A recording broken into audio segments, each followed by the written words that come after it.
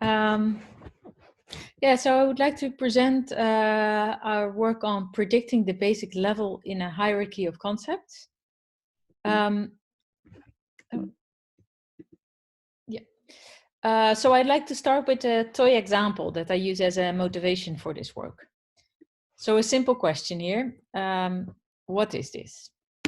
Now, if people would say it's an apple on a chair, then most people will say, right, it is.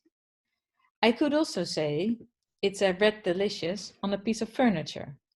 But then people, like, you would have to think about it for a second and you'll realize it's also correct, but it's not the expected description.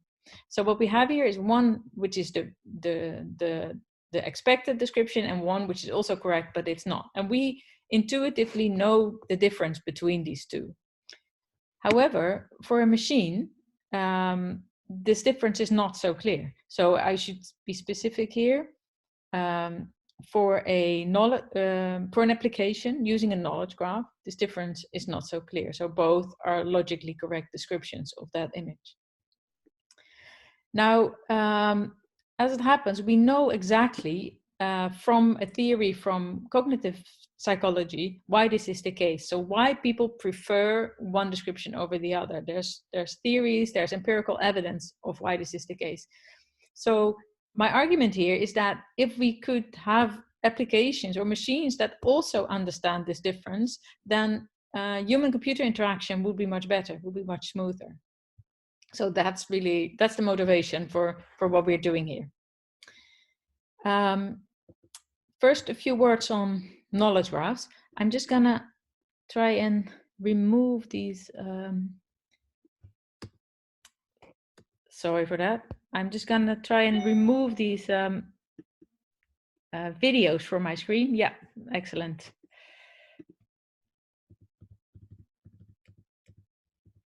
Okay. Sorry, otherwise I can't see my own slides. So knowledge graphs, yeah. So a very brief introduction into knowledge graphs, just one slide. They are networks or graphs of interconnected facts. So these facts could be, these are just some examples from my own experiments. These facts could be a tenorune is a double reed instrument, or a double reed instrument is a woodwind instrument, or dyshydrotic eczema is a skin condition, or dyshydrotic eczema occurs on your extremities. So they are written up in formal languages and used by lots of companies. So for example, Google and Microsoft Bing, and I think almost all the search engines have one, and they use it for search and other products. So for example, Google uses that to fill the entity panel on the right side of the screen on the search result page. Facebook has one as well, a knowledge graph, which doesn't only contain all the Facebook users and their connections, but also all the things that they talk about. So music and actors and celebrities and things like that. eBay has one, Zalando, some of the heritage institutes that we often work with, like the Netherlands Institute for Sound and Vision, has a knowledge graph-like structure. And they can be very large. So the Google knowledge graph and Microsoft Bing knowledge graphs are 1 to 2 billion entities and many more facts or many more connections between these entities, for an example, as an example. Now, all these knowledge graphs have their own data formats. However, these data models have a lot of commonalities. So all of them contain instances organized in classes, and then there's usually some kind of a hierarchy from generic to specific, and an ISA hierarchy, a subsumption hierarchy, and you can do reasoning on that. And this is really, you will recognize these examples, right? This is really the classical reasoning. Goes back, so this data model goes back to Aristotle's time. So compared to that, it was relatively recent that people have started thinking about the data model in the human mind, as opposed to this logical data model. So it was in the 50s that Wittgenstein coined the term family resemblances. So he said that people are not that logical. They don't think in terms of classes and instances. They think in family resemblances. where something is a member of a class because it resembles other members. So his example is the game, the concept of game, where we can communicate about, we can talk about games. There's hardly ever any miscommunication about the concept of game, but still there's not one characteristics that all the members of the class game share. So that's a different data model there. And it was then in the 80s that Eleanor Roche was the first to come up with empirical evidence for these kind of ideas. So she developed two theories, the prototype theory and the notion of the basic level, which I will both explain. So first, this prototype theory. So she said, or she discovered that in the human mind, a class, or what she calls it, a category, has an inside and an outside. So the things on the inside are typical examples. In this case, the class of all birds. Typical examples would be sparrow, robin, cardinal. And on the outside are the atypical examples. They're not good examples of that class. So the ostrich, the emu, the penguin, although they're still members of the class. Now, what she found was that in laboratory experiments, when people were doing all kinds of tasks with these categories, that people react quicker and more accurately and more consistently when they were given the things from the inside of the class compared to the outside of the class. So then there was this second theory, the basic level, which said that if you have a hierarchy of concepts ranging from very generic to very specific, there is one level at which people, again, show these effects. They react quicker, more accurately, and more consistently. So her famous example here is the apple. This is why I started with this apple on a chair. So the apple is like the example of a basic level concept. So apparently people react quicker when doing tasks related to an apple than we're doing tasks related to fruit or to Red Delicious, which is a specific type of apple. For now, I'll talk mostly about this basic level theory and leave the prototype theory a bit for the very end of the presentation. So I often, when I do this presentation, I would say always, get the question, okay, so the basic level, isn't that very task dependent or dependent on the person or the preferences or the experience of a person or a culture? And the answer is, well, not that much. Note that the prototypes are pretty culture dependent, but the basic level is not so much. So it's really tied to physiological properties of a human, what a human can see or what a human can perceive. So basic level concepts in general are concepts that have a easily recognizable sort of shape, a gestalt. There's often a muscle movement associated with them. So for example, in this picture, you can see a boy eating an apple. There's a very clear muscle movement associated with picking an apple or eating an apple. You can recognize somebody eating an apple from, I would say, 0.5 kilometer away. You can't see what kind of apple that person is. So that's why apple is the basic level and the specific type of apple is not, independent of whether you are an apple expert. The basic level is also the level at which most new information is given, compared to more general and more specific levels. It's at this level, words are the most used words in human language, and they're also the first learned words by children.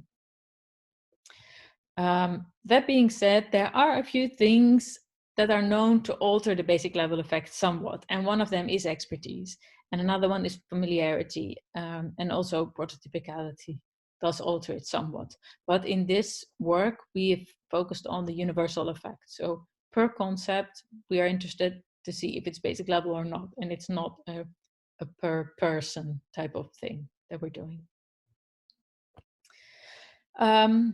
So after this whole introduction motivation, what we are concretely trying to do is predict which concepts in a knowledge graph are basic level concepts. So what is really important here, I think, is that for an application that uses a knowledge graph, is that they know for which concepts in the knowledge graph users can be expected to display these basic level effects, right? Quicker, more accurately, and more consistently. So that would be the practical use of what we're doing. So the hypothesis is that instead of these laboratory experiments that they did in psychology, where they ask humans to do all kinds of tasks, we can learn the basic level from human-produced data. And I will explain what kind of human-produced data corpora we have used. So we've built a method, a rather standard, maybe even old-fashioned machine learning pipeline, where we have manually labeled training data. We extract features from these human-produced data corpora. We train a classifier, so we get a model to then do predictions on unseen data. So these features from the human-produced data. What we've used is, one is WordNet. That is a database of the English language, which contains, I think, about 200,000 concepts, synsets, where each synset has a couple of synonyms, and they're organized into a subsumption hierarchy, so it has structure as well. And it's built by people. So from that, we extract structural features, the number of sub-concepts of each concept, also the number of direct super-concepts, the number of part-of relations that are known about this concept, also the depth in the hierarchy, the length of the description. Yeah, so those were our structural features. From that same resource, because it's a lexical resource, really, it's basically a knowledge graph about the English language. We also use word length, because the theory was that basic level words are often short, the number of meanings of the word, and the number of synonyms of the word, of the concept. Then the next corpus of human-produced data that we've used is Google Books. The subcorpus of that we're actually using is 4.5 million books. And from that, we just get the frequency of each word in that corpus. So we treat the problem as a binary classification problem. So in a given hierarchy, we see for each node, for each concept, whether it is basic level or not. I wanted to show this because this picture shows that some branches of the three don't have any basic level concepts. That's entirely possible.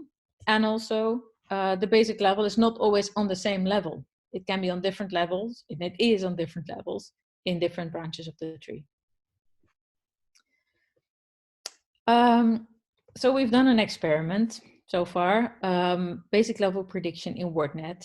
We've built a small manually labeled test and training set from 518 concepts from 3 branches, 3 subparts of the WordNet hierarchy that correspond to the categories in Brush's original examples. So this Brush was this cognitive psychologist that discovered the theory. So all these concepts were labeled by 3 raters. We had pretty decent inter-rater agreement with the Krippendorf's alpha of 0.73. And they have, in the end, labeled about 1/3 of them as basic level. Note that this is not the same as what Roche was doing, right? She was actually measuring basic level effects, while we are just asking a person, do you think this is basic level or not? However, we were able to do a much larger set than Roche was.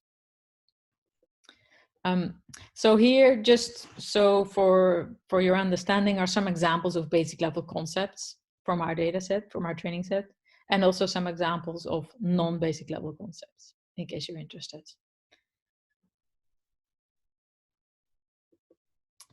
Then some results. As a preliminary step, we have just compared classification algorithms. I've shown here accuracy and kappa of a tenfold cross-validation setup. And we see that in every case, the random forest was slightly better than the others. So we've just used that for that reason in the remainder of the experiments. Then next, we've compared our classification results to some baselines. I must say there are no real baselines for this task. So to the best of my knowledge, there are no real comparable algorithms or methods that do it. So we've compared to a manual method where we manually look at the hierarchy and determine one level in the hierarchy where we think there are most basic level concepts, or where there are most basic level concepts. And we've compared it to random guessing. So just randomly assigning everything as basic level, or no concepts as basic level, or 50% or 36% as basic level. So that we have some numbers to compare our classification algorithm to. Then we've compared human annotators. There were no significant differences between the three raters, which is good. There shouldn't be. And we've seen that there was better performance if we trained and tested on concepts on which the raters agree than if we just used the concepts from one of the raters, or the majority vote, actually. So that suggests that cases that are easy for humans to annotate, so there's no disagreement, are also easier for the machine. Apparently the single is much stronger there.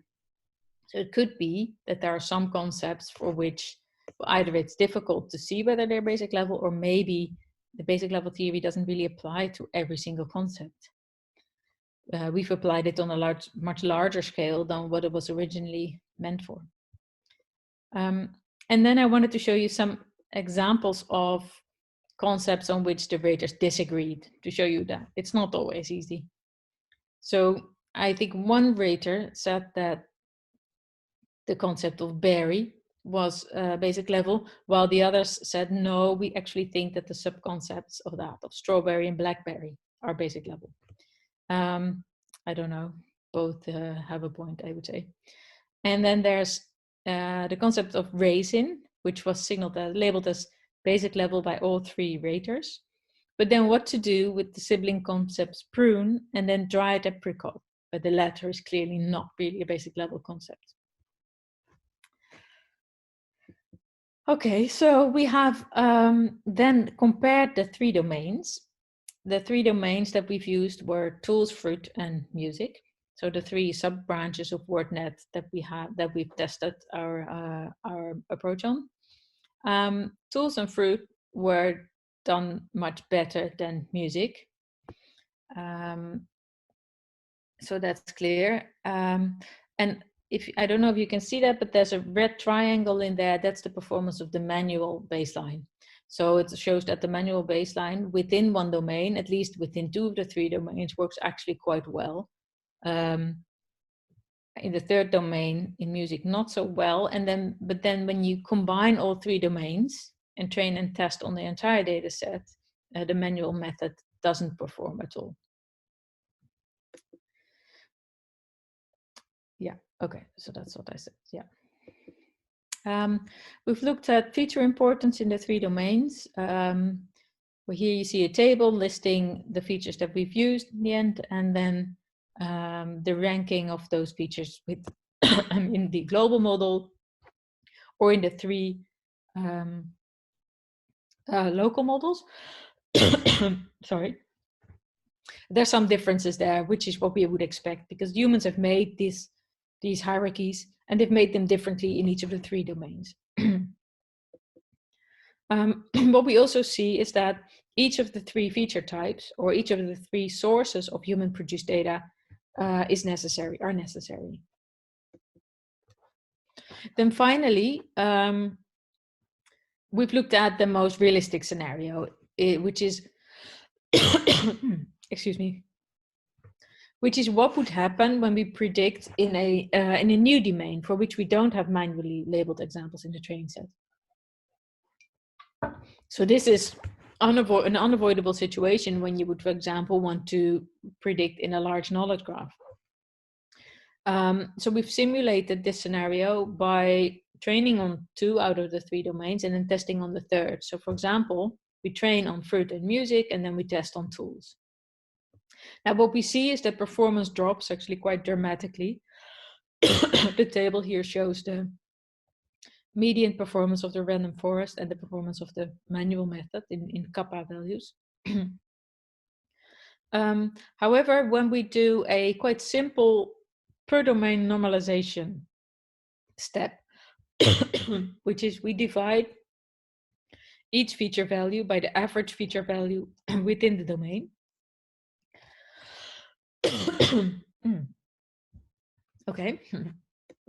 Then results are much better, at least for normalization of the structural features. Results climb up quite a bit. So finally, we've applied the model knowledge graph scale, in our case, to all of WordNet, or at least to the 74,000 noun synsets in WordNet, with our best performing settings, of course. So we've trained and tested on the agreed synsets, and also we've used this domain, like within domain normalization step of the structural features. However, that requires that we split up WordNet into domains, and that's not a trivial step. So there's a whole, I'd say, subfield devoted to how to do this, ontology modularization. It's not a solved problem. So we've used, in this case, an ad hoc algorithm that works on the very specific case that WordNet is. And we've used that. But I do think that our results could be better if we invest more time into this step, because it turned out to be crucial for our method, and also for the manual method, actually, for the manual baseline. So the result is we have a data set of 16,000 basic level concepts. That's about 21% of all of WordNet, available in RDF. And what we hope to do with this is to enable research into the use of the basic level concepts in applications, so the next step. And also for us to further fine-tune the algorithm. So there's one thing that's really, for us, the next step would be to remove cases where 2 basic levels that have been predicted basic level are in a hierarchical relation with each other. So I have some of these possible use cases on my slides. These are things from use cases from companies that I've done this presentation with. So I've done it for Albert Heijn and Bol.com and for KataWiki. So these are some use cases from their online stores. So one task could be, when all your products in a web store are divided into categories, and a user can, like, these categories are hierarchical, so you can browse through them. Which product images should be used to represent each category? That's a choice that you have to make. And I think here prototype scores could help. So note that's the other theory by Roche, which is not exactly the same as basic level theories. So in this case, Albert Heijn has chosen the cucumber as an image for the vegetable category, which I would say is a suboptimal choice. I would say the cucumber. I know why they did that. It's the most frequently bought vegetable, but it's not a prototypical vegetable, I would say. And then for fruit, they've chosen banana. Then below that, there's product categories with images from Bol.com, who I think have a similar method that they choose. I would say the most, I think in their case, they choose the most popular at that moment example from that category. But also in that case, I could imagine that a prototype score could help to find a more prototypical game.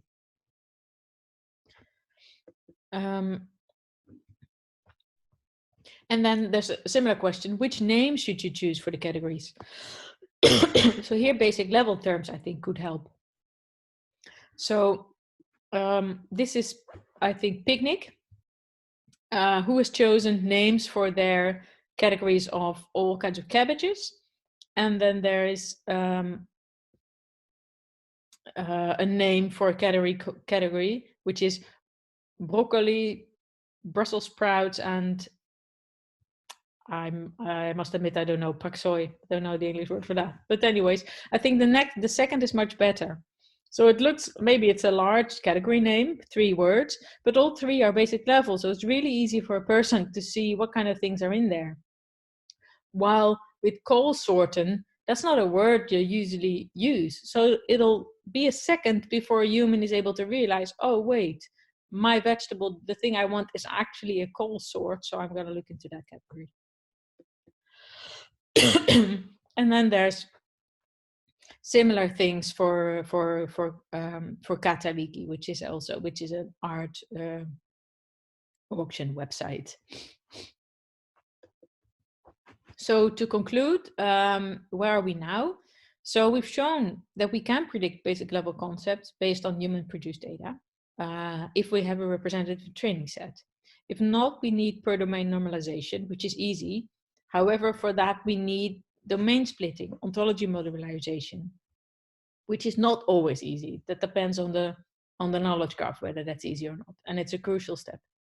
So an open question here is, well, so what we found, or what we think we found, is that some cases are easy for both humans and machines, and some are hard. So the open question is it true that the easy ones are the most important ones? So if a concept is obviously basic level to a human and the machine gets it wrong, then that could harm human-computer interaction much more than if it gets one of these unclear cases wrong. Finally, where do we want to go? Well, we would really like to include more sources of human-produced data. So, for example, some text corpora that contain children's books or that contain likely a lot of basic level concepts, such as children's books. Distributional models could help. The structure of Wikipedia lemmas could help to, because they could be different for basic level, non-basic level concepts. Image repositories could help, because at the basic level, likely all images will resemble each other, while above and below, they might, or at least above, they might not. We'd like to build better training sets, at least larger, of course, maybe with crowdsourcing. And also we could actually measure basic level effects rather than just asking a rater. And then there's wider applicability, maybe testing it on other knowledge graphs. And finally, also, I think a similar method could help to predict also prototypes. So that's this other theory by Worsch. Anyway, all of this would be towards the goal of making machines better anticipate their human users' behavior. Thank you. Thank you very much, Laura. I'm not sure with the Zoom sessions, we can't really do applause, but at least I can tell you that for me, it has been inspiring to see like both your and Bert's talk, to see what kind of diverse research we have at CBI, and yeah, it's sort of good opportunity for me to learn about concepts that I'm not familiar with. So same here. Yeah, so thanks a lot.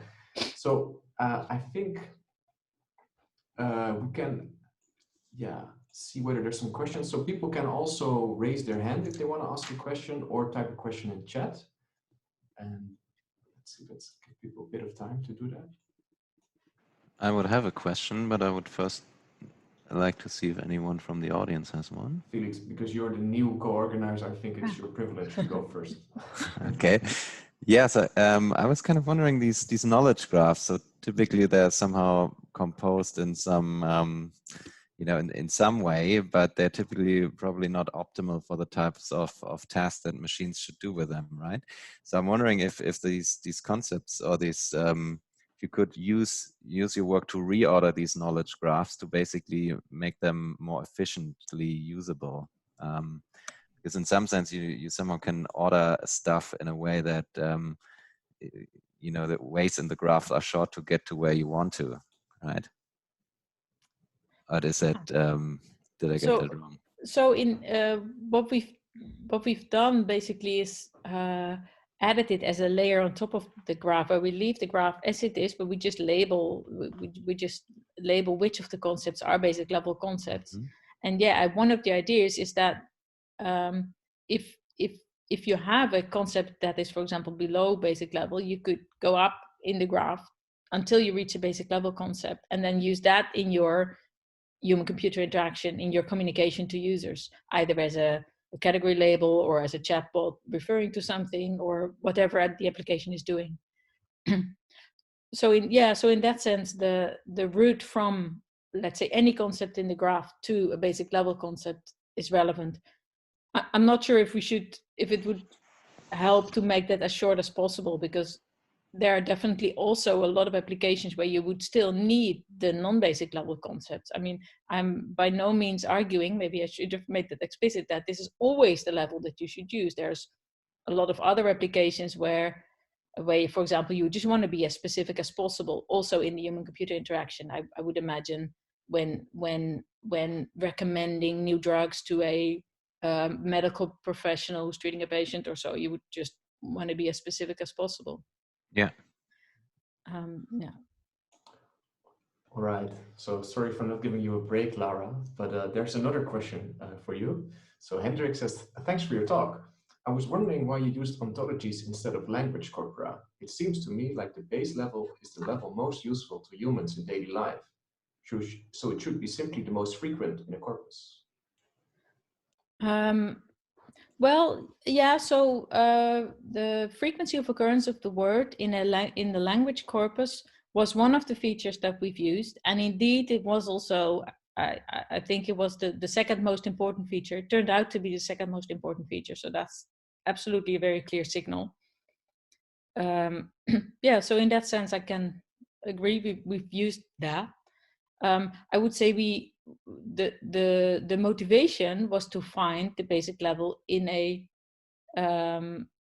in a situation where you have alternatives, where you basically have to choose between concepts. So there, a knowledge graph is an obvious choice, because you could, like, instead of a very specific concept, you could also choose one of the more general concepts, or the other way around.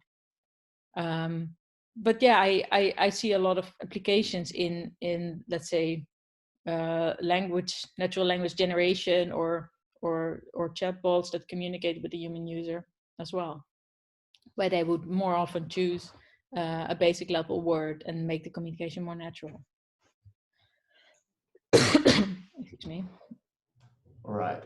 I think somehow people don't have so many questions today. I actually have another one. There's another one from Monique Lalande. Would maybe have the nodes of a basic level concepts have a higher degree in the graph? Yes, possibly. I haven't measured specifically that, but we could easily include that as a feature. We do have things that are going in that direction, which is the number of relations to other concepts that the nodes have, and then specifically we've looked into the number of subconcepts, the number of direct subconcepts, and the number of superconcepts and direct superconcepts in a hierarchy, and also other types of relations like part of relations. But we could also specifically look into the degree. Yeah, that's a nice suggestion. Would be nice to see if that works. Right. So I think since it's 12 minutes past 2, I think maybe we should now end the official part of the scientific meeting. But you're welcome to hang around for a bit if you have more questions for either Laura or Bert, at least until they decide to leave, which they are free to do at any moment. So I would like to thank everybody for attending. I would like to thank Felix again for stepping in as the co-organizer. And I look forward to seeing you all at the next scientific meeting. And please hang around if you feel like it.